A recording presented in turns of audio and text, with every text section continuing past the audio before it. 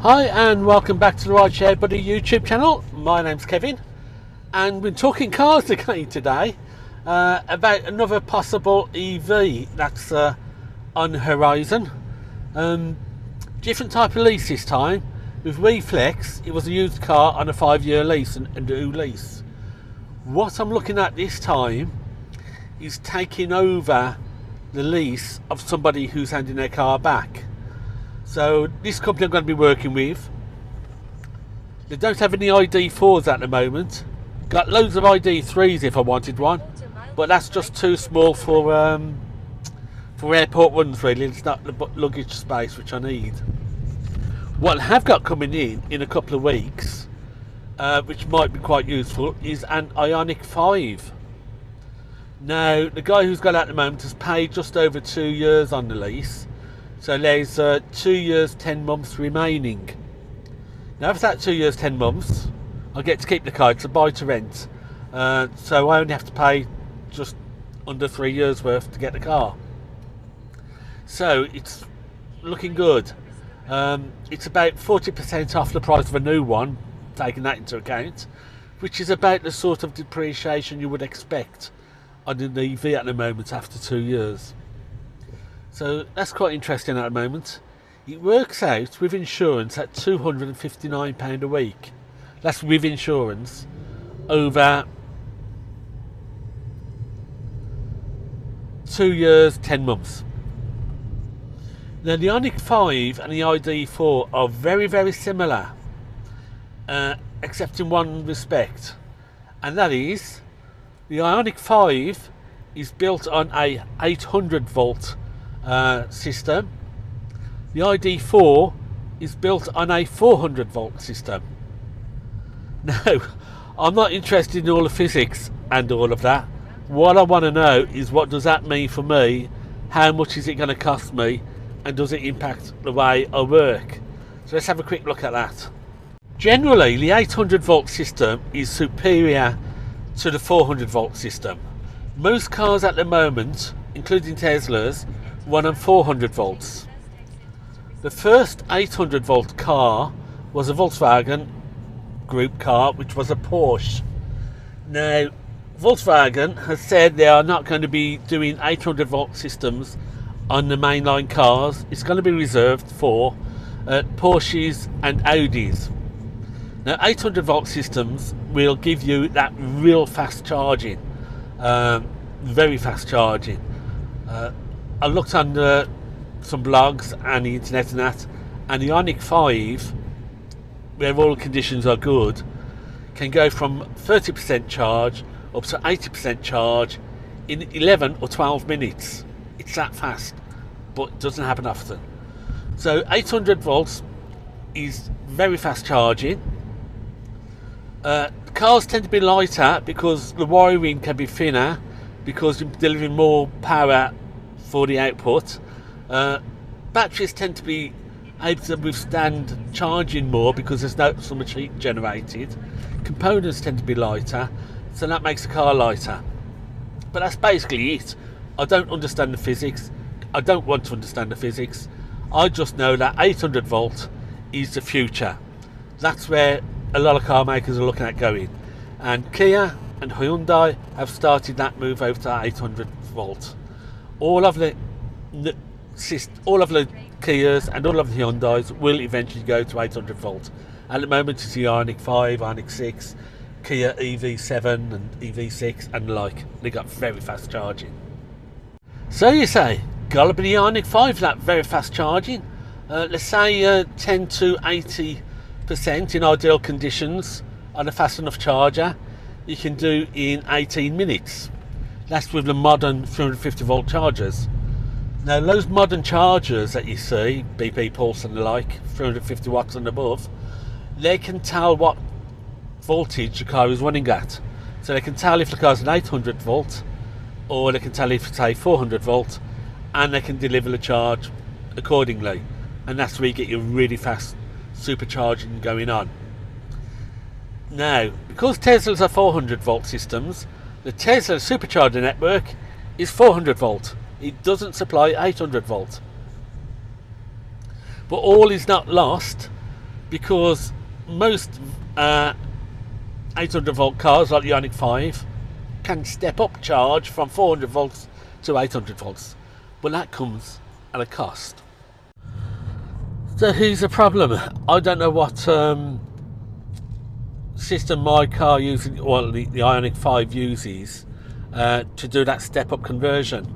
Now in the early days, in the early models, from what I could work out, is that there used to be a DC to DC adapter which would do the stepping up, but you would have a maximum output of that of 50 kilowatt charge, so you could never go above 50 kilowatt charge on the Ioniq 5 on a Tesla supercharger.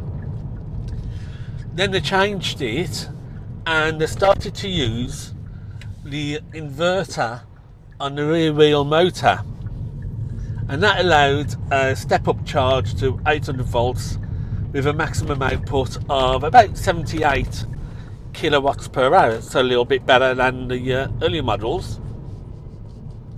And then what I can work out, I mean, this is what I've been able to try and figure out bits and pieces, is that there was a software update, and that you can now do about 120 kilowatt hour charging at a Tesla using the motor as a step-up converter.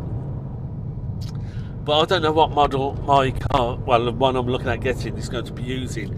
It could be a 50 kilowatt max, it could be 120 kilowatt max. The car was registered in September 2022, so it's either model year 2022 or model year 2021. I can't figure out what it uses, so it'll have to be until I actually plug in and find out. If you have a Ioniq 5 and you use the Tesla supercharger, let me know in the comments what sort of charge rates are you getting and what model year are you running. So is there a difference? Is there a big difference in depending on the year that the vehicle was built or not? It'd be interesting to find out. Now, that depending on whether it's a 50 kilowatt charge max where it tops out or 120 kilowatt tops out, is going to make changes as to where I charge, because it's very slow. 50 kilowatt hour is. I'm not going to sit around at Tesla waiting for it to trickle charge at that sort of rates. If you get 120 kilowatt, that's great. If I could get mid 70s, 80s, which is what I was getting with the ID.4, that would be ideal. But the 50 is a little bit slow, so I'll then have to look at going for one of the 150 kilowatt chargers and 350 kilowatt chargers of somebody like BP Pulse that will recognise an 800 volt system and charge at that system rate, and then that's where I'll get my real fast charges. But of course there's a big difference in costs of that charge. So at the moment I'm paying just over £10 a month for Tesla membership, and with that membership I get off peak, which is most of the day and night, of 38p per kilowatt hour, and peak time is 44p a kilowatt hour, so not too bad at all.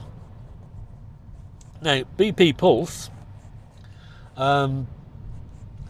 as an Uber driver you get free subscription. I mean, normal pay as you go is 83p per kilowatt hour, but as an Uber driver, if you use less than 300 kilowatt hours a month, you got your free Pulse subscription, and you get it for, I think it's 64p a kilowatt hour.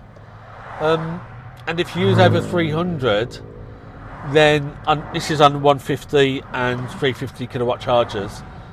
If you use over 300 kilowatt hours a month, which is what I will do with my mileage, it drops down to about 53p. So that's 15 pence a kilowatt hour more expensive than the Tesla.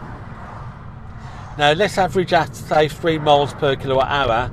That means it's about 5 pence a mile more by charging at BB Pulse compared to charging at the Tesla superstation.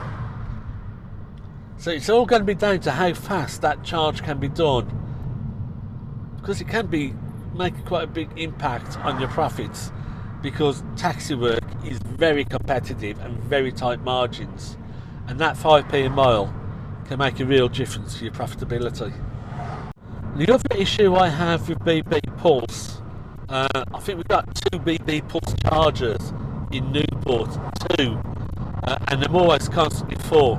So there's going to be a real big availability issue with BB Pulse. So if I can't get on there, then I'll have to go for something like the InstaVolt, and they charge stupid rates. Their fast chargers are 85p kilowatt hour. Wouldn't make any profit at all using those, so I can't use InstaVolt or anything like that. Even Dragon, their fast chargers of 22 kilowatt hour, 65p. I'm not paying 65p to charge at 22 kilowatts. So really, Tesla is ideal for Newport because we've got a big Tesla station at Celtic Manor. Really good pricing. We've only got 2 BP Pulse chargers in town, city, and always full. So availability is another big issue I've got to think about. If you go for the Ioniq 5, it's going to be difficult. So this is it. The Ioniq 5 with the 800 volt system, which is very fast charging if you can find an 800 volt charger, but could be really slow on the Tesla because of that step up conversion. Or the ID.4, which is a 400 volt system, and which goes straight into the Tesla system and may charge faster, but doesn't have that real boost if needed to get in rapidly charged. I charged that Tesla about 3 times when I had the ID.4. Never went above 78 kilowatt per hour charge, even though it's got a 125 kilowatts capacity. So, but that was a reasonable amount of time. I was happy, just about, for to sit down and wait.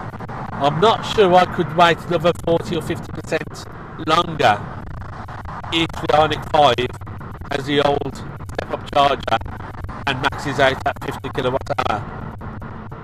If there's a new one where it goes through the back inverter and it can go up to 125, piece of piss. Use the Tesla, no problem. This is why I hate buying cars. But yeah, let me know if you have an Ioniq 5 and you're using it for Uber or private hire or taxi and you're using the Tesla supercharger network, let me know what sort of rates are you getting charging at and what sort of model you're, are you in an early one or are you in a late model? Be interested to know. But that's it. Thanks for watching for this other Talking Cars program. I hope I didn't bore you too much technical stuff. And until next time, safe driving and make that profit.